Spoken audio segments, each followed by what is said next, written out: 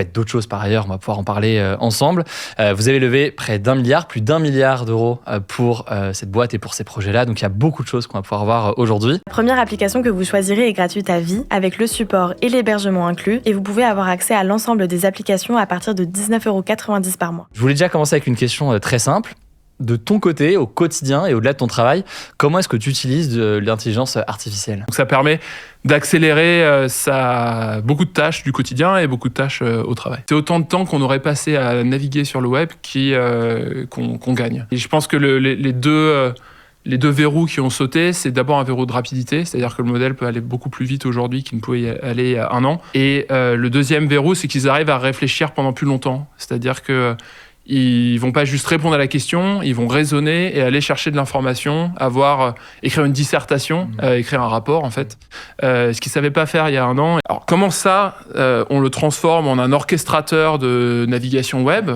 En fait, on va passer par ne pas simplement générer une réponse, mais générer une série d'appels à un navigateur web.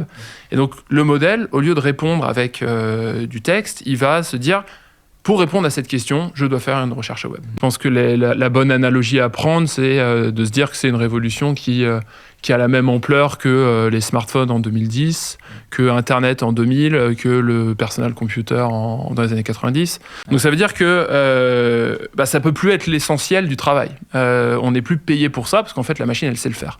Donc il faut être payé pour autre chose, et donc se concentrer sur les choses qui ont le plus de valeur ajoutée, qui ne sont pas remplaçables par la machine. Et donc il faut créer pour avoir une sortie créative et puis pour utiliser l'AI de manière créative, il faut être créatif soi-même. Alors absolument, je pense que ce qu'il faut comprendre, c'est qu'on parle d'une technologie qui est la nouvelle génération des médias. C'est-à-dire que on a eu les médias sociaux, qui sont des outils d'influence majeurs, beaucoup plus gros que des journaux, et donc on le voit aujourd'hui aux États-Unis.